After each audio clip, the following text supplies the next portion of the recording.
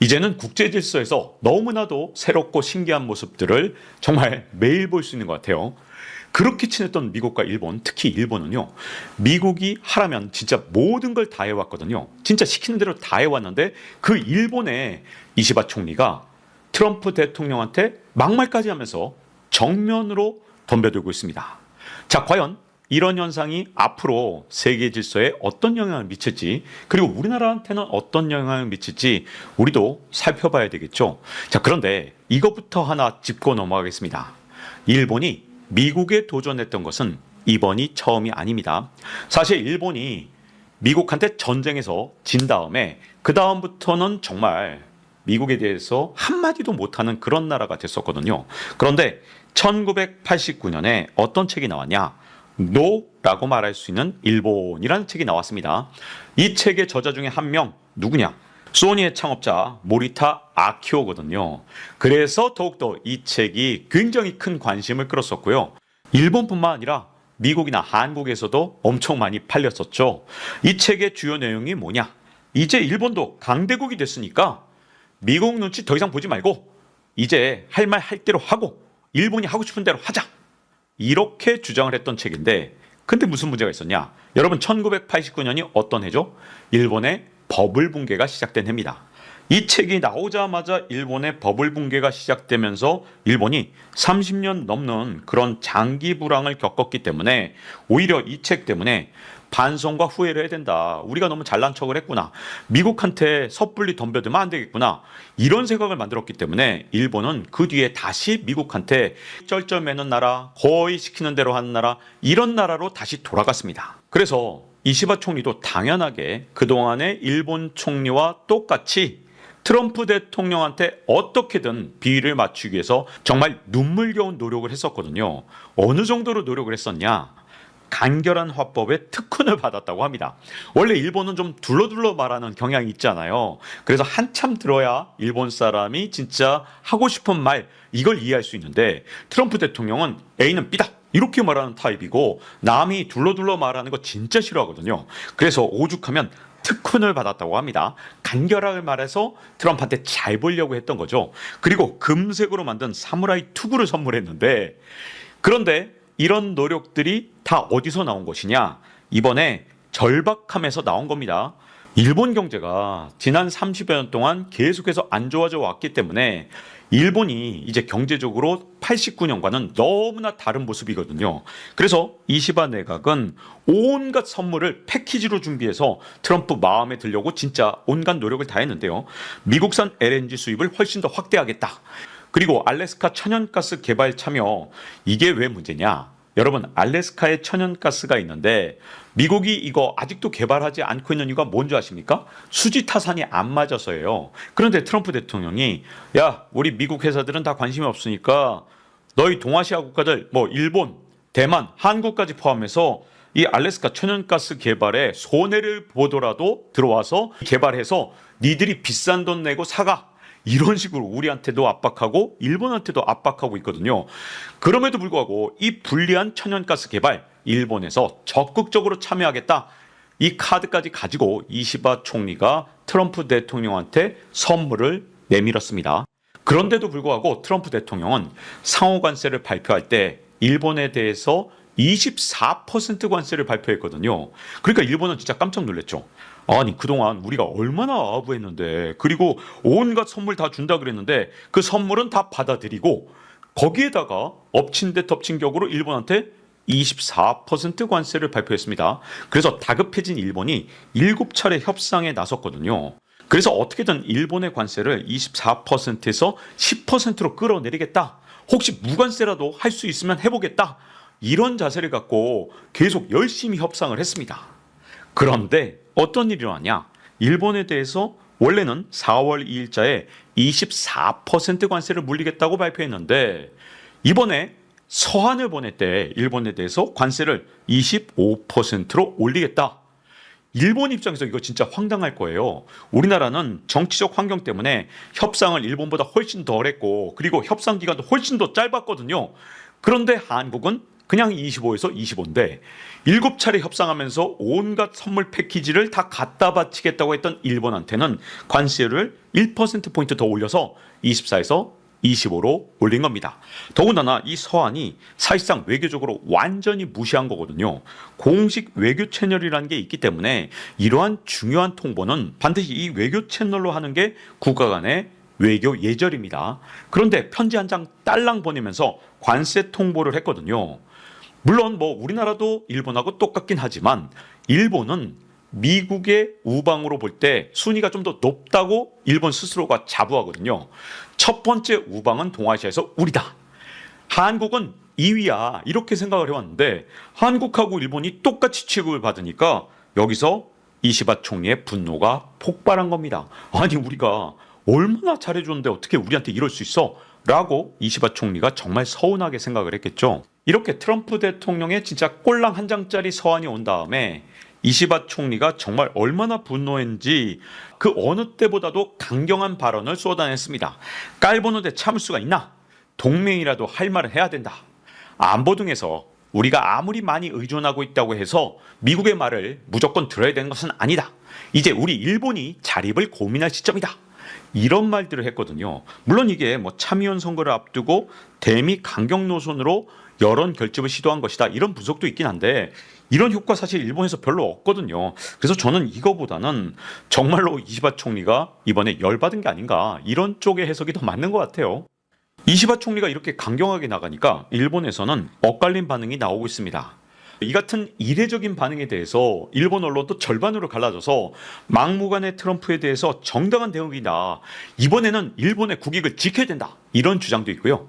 정반대로 일본의 미래를 위해서 당장 눈앞의 국익은 포기했어야 하는데 이시바 총리가 너무 강경하다. 이렇게 양쪽 의견이 일본에서 정면으로 충돌하고 있습니다. 근데 일본이 미국에게 정면 대응하기 어려운 이유를 따져보면 첫 번째는 대미 무역 흑자가 680억 달러예요. 만약에 트럼프 대통령이 내세운 25% 관세가 8월 1일부터 진짜로 부과된다면 일본 경제에 분명히 안 좋을 거예요. 그런데 여기에 아주 중요한 시사점이 하나 더 있습니다. 어차피 자동차는 품목 관세라는 거예요. 그래서 일본이 굳이 협상을 해서 도대체 얻을 수 있는 게 뭐냐? 이런 문제가 있는 거죠. 근데 이 얘기를 본격적으로 하기 전에 하나 짚고 넘어가겠습니다. 지금 미국의 트럼프 대통령은 품목 관세도 있고 상호 관세도 있죠. 품목 관세 예를 들어서 자동차에 대해서 25% 관세를 부과한다. 그리고 한국에 대해서 25% 상호 관세를 부과한다. 그런데 우리나라에서 자꾸 가짜 뉴스가 나옵니다. 뭐라고 나오냐? 트럼프 대통령은 이런 자동차 관세에다가 상호 관세를 더해서 한국 같은 경우에 자동차 관세 25% 그리고 상호 관세 25%를 더해서 앞으로 한국 자동차 관세율은 50%다. 아닙니다. 근데 우리나라에서 자꾸 이렇게 가짜 뉴스가 나오다 보니 제가 할 수 없이 로이터 통신 기사를 원문으로 갖고 왔습니다. 더 높은 관세는 8월 1일부터 발효되며 특히 자동차, 철강 및 알루미늄 등 이전에 발표된 부문별 관세와 결합되지 않을 것입니다. 라고 분명히 기사에 나와 있고요. 로이터뿐만 아니라 수많은 미국 언론에 다 나온 건데 우리나라에 자꾸 가짜뉴스가 나오면서 둘을 합친다 이렇게 나와 있거든요. 만약에 이게 사실이라면 우리나라뿐만 아니라 일본도 정말 큰일 났죠. 자동차 관세 25% 일본도 똑같이 때려 맞았고요. 그리고 일본도 상호관세 25%니까 그러면 일본의 자동차가 미국에 수출될 때 앞으로 관세가 50%냐? 그건 아니라는 겁니다. 그러면 앞으로 어떤 식으로 관세가 부과되느냐? 품목 관세는 품목 관세대로 부과가 됩니다. 그리고 상호 관세랑 서로 더해지질 않아요. 그래서 일본의 도요타 자동차를 미국에 수출할 때 관세는 그냥 25%예요. 50%가 되는 게 절대 아닙니다. 그래서 일본 입장에서 과연 상호 관세를 협상할 필요가 있느냐? 이시바 총리 입장에서 에이 그냥 25% 때려 맞아? 라는 생각을 할 수 있는 그런 여지가 있는 게 왜 그러냐? 2024년 일본의 대미 수출 품목별 순위를 보면 사실 일본의 대미 수출은 자동차가 대부분입니다. 무려 36%나 돼요. 굉장하죠. 자동차 수출이 거의 대미 수출의 대부분을 이루고 있다라고 볼 수 있죠. 그리고 2위가 뭐냐? 바로 기계류인데 무려 23%나 됩니다. 그런데 일본의 기계류에 세금을 붙이면 이건 정말 미국 기업들한테 손해거든요. 왜 그러냐? 일본이 진짜 잘하는 게 뭐예요? 소부장이잖아요. 특히 일본의 이런 여러 가지 기계류들이 중간재로 들어가서 미국의 산업재로 쓰이는 거거든요. 미국 기업들이 이거 다 필요해서 수입하는 건데 이 가격이 25% 올라버리면 미국 기업들이 당장 비용이 올라가서 미국 기업들이 손해를 봅니다. 그러니 이것도 그래 한번 해보자 라고 생각해 볼 만하죠. 그러면 세 번째는 뭐냐? 전기 전자기기인데 이 중에서 전자 부품이라는 게 또 세부 항목으로 있거든요. 근데 여기다 관세 때리면 미국 기업들이 손해를 볼 수밖에 없는 거죠. 그리고 4위가 뭐냐? 광학 정밀 의료기기인데 이것도 마찬가지죠. 의료기기 가격이 올라간다? 역시 미국인들이 손해입니다. 그리고 5위 의약품 2%. 이것도 품목관세 때리겠다고 그랬으니까 의약품 뭐 2%밖에 안 되기 때문에 뭐 신경 안 써도 될 것 같긴 하지만 품목관세 200% 때리겠다고 했잖아요. 그러니 일본의 이시바 총리가 생각할 때 가만히 있어봐라. 1위 자동차 이건 어차피 품목관세, 의약품 200% 이것도 어차피 품목관세, 3위 전기 전자기기 이 중에서 뭐 세탁기라든가 이런 건 어차피 50% 품목관세. 그러면 남는 것들은 뭐냐? 기계류 아니면 전자부품? 이건 미국 기업들이 손해보네. 한번 해보자 라는 생각을 이시바 총리가 좀 한 게 아닌가, 이런 추정을 좀 해봅니다. 그리고 이시바 총리가 또 하나 믿고 있는 건 뭐냐? 바로 미국의 국채시장 상황인데 제가 지난 편에서 한번 말씀드렸다시피 미국은 1월부터 7월 사이에 신규 국채 발행이 아예 제로였습니다. 왜냐하면 부채 한도 유예 기간이 1월 1일자에 끝났는데 아직까지 이게 연장되는 그 합의가 이루어지지 않아서 1월부터 7월까지는 신규 국채를 아예 제도적으로 진짜 1달러치도 발행할 수가 없었어요. 오직 이자 갚기 위해서 발행하는 거랑 만기 연장만 할 수 있었지 신규 국채 발행은 제로, 완벽한 제로였습니다. 그런데 8월에서 12월 사이에 5달 동안 무려 2조 달러어치의 신규 국채를 발행해야 되는데 이게 미국 역사상 최대 규모다 보니까 과연 누가 사줄 것인가 하는 것이 앞으로 미국의 아주 큰 문제가 되겠죠. 그런데 지금 미국 국채를 누가 가장 많이 들고 있느냐? 자, 이 그래프는 세계 각국이 도대체 얼마나 미국 국채를 들고 있느냐 이걸 그래프로 나타낸 거거든요. 근데 98년 이전에는 사실 많은 나라들이 미국 국채를 그렇게 많이 들고 있지 않았습니다. 그런데 98년 아시아 외환위기가 일어나니까 다들 겁먹은 거예요. 한국처럼 저렇게 잘 나가던 나라도 외환위기를 겪었네? 라는 거에 중국도 일본도 아니면 다른 나라들도 다 쫄았거든요. 그래서 그 뒤에 미국 국채를 왕창 사기 시작했습니다. 왜냐? 달러를 보유해야 외환위기를 겪지 않겠구나라는 생각에서 너도 나도 미국 국채를 엄청나게 사들이기 시작했는데 가장 많이 산 건 한때 중국이었죠. 근데 중국은 미국 국채를 엄청 팔았습니다. 그래서 이제는 영국보다도 미국 국채 보유량이 줄어들었습니다. 그러다 보니까 이제 압도적으로 미국 국채를 많이 갖고 있는 건 바로 일본입니다. 어느 정도로 일본이 미국 국채를 많이 들고 있느냐? 1조 1340억 달러. 그래서 압도적이죠. 그리고 2등은 영국인데 8070억 달러입니다. 그리고 3등으로 떨어진 중국, 이제는 7500억 달러밖에 갖고 있지 않아요. 그 뒤로 벨기에, 캐나다 이런 나라들도 한 4천억 달러 정도 갖고 있으니까 자, 유럽 국가한테 잘 보여야 되고 캐나다한테 잘 보여야 되거든요. 근데 캐나다한테 막 35% 관세 때린다. 그랬더니 캐나다가 어떻게 했는지 아십니까? 야, 미국 국채 이제 그만 사자. 벌써 캐나다는 행동에 옮겨서요. 미국 국채를 줄이자고 지금 나섰고요. 여기 그래프에 잘 보이실지 모르겠지만 살짝 줄어들었어요. 그런데 드디어 이번에 일본도 완전히 열받았죠. 그러면 일본이 과연 앞으로 미국 국채를 열심히 사주겠느냐? 일본 입장에서 이 정도로 홀대받고 이 정도로 무시당했는데 미국 국채를 열심히 사주지 않고 더 이상 보유량을 늘리지 않는다. 이것 자체로 미국한테 큰 타격을 줄 수가 있다는 게 현재의 상황입니다. 왜 그러냐? 일본이 차마 미국 국채를 파는 행동, 이건 정말 하기가 힘들 거예요. 왜냐? 미국 눈치를 그래도 여전히 보고 있거든요. 하지만 일본의 소심한 반격 또는 협상 카드가 뭐냐? 신규 국채를 사줄 거냐 말 거냐로 앞으로 미국한테 반격을 할 수도 있고 또 이걸 협상 카드로 쓸 수도 있다고 생각합니다. 왜냐? 앞으로 5달 동안 무려 2조 달러. 우리나라 돈으로 2,700조 원. 우리나라 1년 예산에 거의 4배 가까운 그런 어마어마한 국채를 5달 만에 발행해야 됩니다. 이런 상황에서 일본이 단순하게 그냥 미국 국채를 열심히 사주지 않기만 해도 미국의 국채 금리가 불안해질 수가 있다는 거거든요. 그래서 미국 국채 금리가 최근 들어서 갑자기 불안한 모습을 보였죠. 그게 다 어디서부터 시작됐느냐?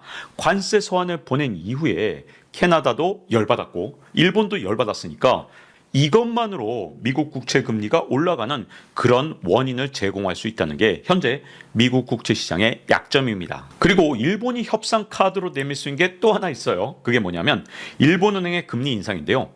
우리나라는 그래도 한국은행이 정부로부터 상당히 독립되어 있는 편이죠. 오히려 최근에는 한국은행 총재가 정치에 참여하네 마네 이런 얘기가 나올 정도로 한국은행의 독립성이 굉장히 높은 나라예요. 근데 일본은행은 완전히 일본 정부에 예속돼 있거든요. 그래서 일본 정부가 대충 시키면 시키는 대로 하는 게 일본은행입니다. 그런데 일본의 지금 가장 큰 문제가 뭐죠? 인플레이션율이 그 어느 때보다 높다는 겁니다. 5월 달에도 무려 3.5%. 일본 입장에서 이게 진짜 높은 인플레이션율인 게 그동안 마이너스였단 말이에요. 마이너스가 3.5 됐기 때문에 이건 진짜 높은 거거든요. 우리나라보다 훨씬 높으니까 이거 말 다 한 거죠. 그래서 일본은행이 금리 인상을 할 것이냐 말 것이냐 지금 엄청 고민하고 있는데 여기에 대해서 트럼프 대통령이 일본한테 금리 인상 압박하고 있으니까 그래 트럼프 당신이 시키는 대로 우리 금리 올릴게 라고 하면 되죠. 그럼 어떤 문제가 생기느냐? 최근 일본이요. 일드 커브 컨트롤도 그만뒀고 그리고 기준금리를 막 올리기 시작하니까 10년물 국채금리가 어떤 식으로 변했냐? 한 3년 전만 해도 마이너스였는데 얘가 플러스로 돌아선 것을 넘어서 무려 1.5%까지 올랐습니다. 그런데 여기서 일본은행이 금리를 더 올린다? 그러면 일본의 국채금리는 더 올라가겠죠. 그러면 아마도 일본에서 나가서 미국으로 투자되어 있던 돈들이 다시 일본으로 돌아올 겁니다. 물론 이걸로 인해서 일본의 엔화가 절상되면서 일본 경제는 악화되겠지만 미국의 국채를 사주던 그런 수요 기반도 박살이 나기 때문에 트럼프가 시키는 대로 이렇게 일본은행이 금리를 올리게 되면 미국의 국채를 사주는 기반이 흔들리는 묘한 상황이거든요. 그래서 이 카드를 어떻게 활용하느냐에 따라서 트럼프하고 협상을 할 수 있는 부분이 분명히 있을 거라고 보여집니다. 근데 궁극적으로 따져보면 이시바 총리가 미국한테 특히 트럼프한테 쩔쩔맬 이유가 전혀 없거든요. 왜 그러냐? 협상에 성공했다는 베트남 상황을 보면 사실은 트럼프가 막 20% 관세를 일방적으로 발표한 거란 말이죠. 그러니 관세 협상에 성공했다는 게 도대체 무슨 의미가 있습니까? 트럼프가 그냥 뭐 손바닥 뒤집듯이 바꿀 수 있다는 뜻이거든요. 그러니 관세 협상이라는 게 의미가 없는데 굳이 그 협상을 하기 위해서 다른 조건을 들어주면 그냥 국익만 날리고 끝나는 거죠. 다시 일본에 대해서 너 기분 나쁘니까 50% 관세. 이래도 일본은 아무것도 할 수 있는 게 없거든요. 그래서 협상의 실익이 없다는 문제가 있습니다. 그리고 두 번째 문제가 또 하나 생겼어요. 7월 10일에 트럼프가 황당한 발표를 했습니다. 관세 서한을 받지 않은 나라들, 그런 나라들한테는 일률적으로 15에서 20% 관세를 물리겠다고 했습니다. 이게 왜 문제냐? 4월 2일 상호 관세를 발표했을 때는 보편 관세가 10%고 일본에 대한 관세가 24%니까 10에서 24% 사이에서 어디에선가 협상할 수 있는 여지가 있었는데 이번에는 일률적으로 15에서 20%다. 그러면 일본처럼 미국에 막대한 무역 수지 적자를 안겨준 그런 나라한테는 보나마나 20% 관세를 때릴 거 아니에요. 그러면 일본 입장에서 현재 25% 관세인데 20에서 25%라면 이 사이에 관세를 낮춘다 하더라도 일본한테 별다른 실익이 없잖아요. 이걸 낮추기 위해서 예를 들어서 알래스카 천연가스 개발에 수조 원을 투입했다. 그래봤자 갑자기 관세 다시 올려버리면 소용없는 거니까 그냥 투자한 놈만 바보가 되는 거거든요. 그래서 트럼프 관세는 지금 현재 미국의 상황에 따라 제멋대로 부과되는 중이기 때문에 이 협상 자체가 의미가 없으니 이시바 총리 입장에서 이렇게 트럼프한테 정면 대결을 하는 쪽으로 방향을 바꾼 게 아닌가라는 생각이 듭니다. 앞으로 세계 경제 지각 변동을 몰고 올 가장 중요한 변수 중에 하나가 트럼프 대통령이 이 관세에 집착하고 자꾸만 매달리는 건데요. 이 때문에 미국에서는요. 인플레이션이나 금리 문제가 그 어느 때보다 더욱더 심각한 문제가 될 수 있거든요. 과연 일본과 어떤 협상을 타결할지 우리한테도 굉장히 중요한 시사점이 있기 때문에 앞으로 일본과 미국의 관계가 예전처럼 혈맹으로 계속 유지될지 아니면 미일 관계가 예전과 달리 약간 금이 가게 될지 앞으로 굉장히 중요한 변수로 남게 될 것 같습니다. 자, 이제 박종원의 지식한방 마치겠습니다. 다음 시간에 뵙겠습니다.